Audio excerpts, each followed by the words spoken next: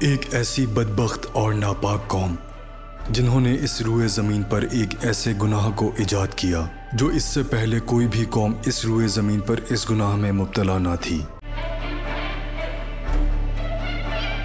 یہ قوم کون سا ایسا گناہ کرتی تھی جس کی وجہ سے اس کو دنیا کی سب سے بدترین قوم کہا جاتا ہے؟ وہ گناہ کون سا تھا جو یہ لوگ کرتے تھے، اور یہ لوگ اس گناہ کے اندر کس طرح مبتلا ہوئے، اور پھر اللہ تعالیٰ نے اس قوم پر آگ اور پتھروں کا عذاب کیوں نازل فرمایا؟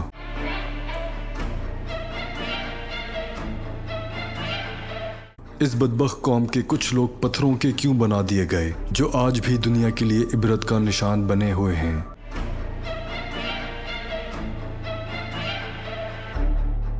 یہ کہانی ہے دنیا کی سب سے پہلی ہم جنس پرست قوم کی، جس نے دنیا میں ہم جنس پرستی کا آغاز سب سے پہلے کیا، اور کیسے انہوں نے سب سے پہلے دنیا میں ہم جنس پرستی کروائی اور کس طرح اس گناہ کی بنیاد رکھی گئی۔ یہ کہانی ہے حضرت لوط علیہ السلام کی قوم کی۔ حضرت لوط علیہ السلام اللہ پاک کے پیارے نبی تھے۔ حضرت لوط علیہ السلام کے والد کا نام ہاران تھا۔ آپ کی پیدائش عراق کے قدیم شہر ار میں ہوئی تھی۔ اس شہر میں حضرت ابراہیم علیہ السلام کا مسکن تھا۔ حضرت لوط علیہ السلام کی قوم واحد قوم تھی جو دنیا کی بدترین فحاشی کرتی تھی۔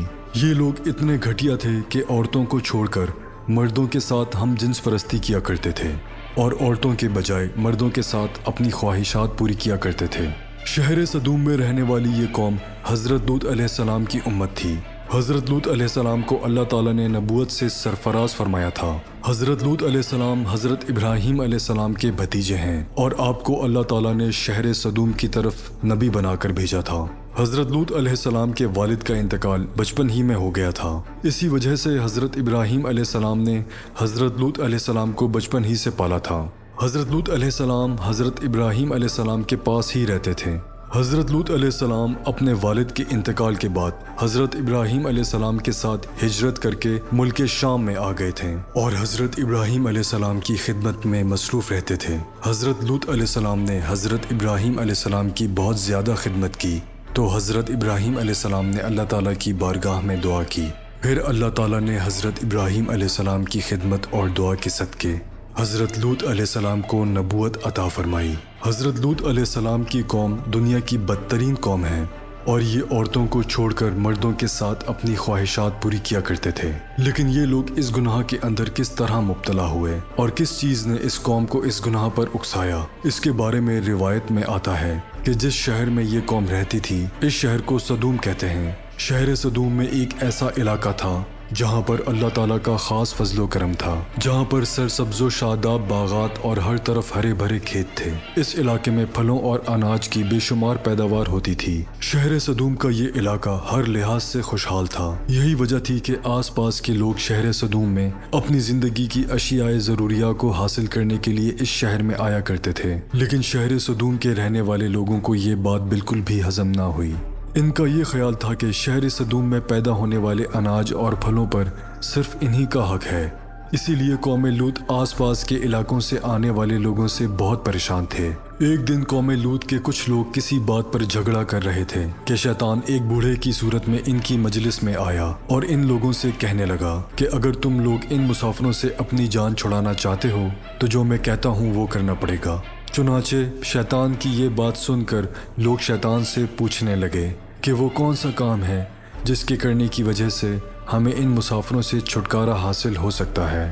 تو شیطان نے کہا کہ میں تمہیں کل بتاؤں گا۔ چنانچہ کل شیطان ایک خوبصورت نوجوان لڑکے کی صورت میں ان لوگوں کے پاس آیا اور شہر صدوم کے لوگوں کو اپنی طرف مائل کرنے لگا، یہاں تک کہ شہر صدوم کے لوگ اس لڑکے کی طرف مائل ہو گئے اور اس خوبصورت لڑکے کے ساتھ زنا کر بیٹھے۔ اس گناہ کے بعد شیطان نے ان لوگوں سے کہا کہ اگر تم لوگ آنے جانے والے مسافروں سے اپنی جان چھڑانا چاہتے ہو تو تم لوگ ہر آنے والے مسافر کے ساتھ یہی بدفعلی کیا کرو۔ جب تم لوگ ہر آنے والے مسافر کے ساتھ یہ بدفعلی کیا کرو گے تو کوئی بھی مسافر تمہارے علاقے میں داخل نہ ہوگا۔ اس طرح شیطان نے سب سے پہلے اس قوم سے بدفعلی کروائی، اور اس گناہ کا اس قوم کو ایسا چسکا لگا کہ وہ اس گناہ کے عادی بن گئے، اور بات یہاں تک پہنچ گئی کہ لوگ عورتوں کو چھوڑ کر मर्दों के साथ अपने जिनसी ताल्लुकात कायम करने लगे और अपनी ख्वाहिशात पूरी करने लगे। ये गुनाह शहर सदूम के अंदर ही इस कदर आम हो गया कि हर घर में ये गुनाह होने लगा और कोई भी महफिल इस गुनाह से खाली ना होती।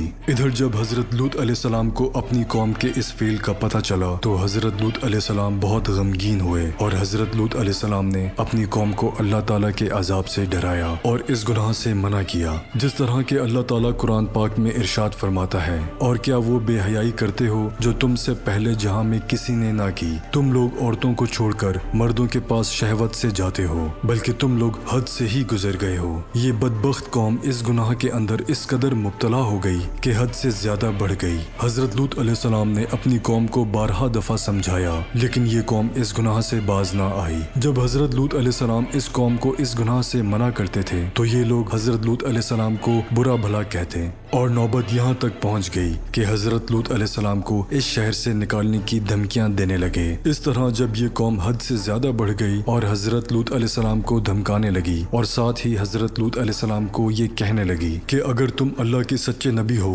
तो हम पर वो अजाब ले आओ जिस अजाब से तुम हमको डराते हो। और इस तरह इस बदबख्त कौम ने अल्लाह ताला के दर्दनाक अजाब को तलब किया। हजरत लूत अलैहिस्सलाम की कौम इस बदफेली की वजह से काबिल हिदायत ना रही तो अल्लाह ताला की तरफ से दर्दनाक अजाब आ गया। हजरत जिब्राइल अलैहिस्सलाम चंद फरिश्तों के हमरा खूबसूरत नौजवान लड़कों की सूरत में मेहमान बनकर हजरत लूत अलैहिस्सलाम के घर में तशरीफ लाए। जब हजरत लूत अलैहिस्सलाम ने इन खूबसूरत और नौजवानों को देखा तो हजरत लूत अलैहिस्सलाम बहुत फिक्रमंद हुए, क्योंकि इनकी कौम पहले ही इस फेले बद में बहुत ज्यादा सरकशी कर चुकी थी। लिहाजा वो इन खूबसूरत मेहमानों को देखकर मजीद फिक्रमंद हो गए। हजरत लूत अलैहिस्सलाम की बीवी जो हकीकत में मुनाफिका थी, जब इसने इन मेहमानों को देखा तो चुपके से शहर सदूम के लोगों के पास चली गई और इन खूबसूरत मेहमानों के बारे में इनको बताने लगी और इनसे कहने लगी कि हमारे घर में खूबसूरत लड़के आए हैं, और शहर सदूम के लोगों को इसकी बदफेली की तरफ दावत देने लगी।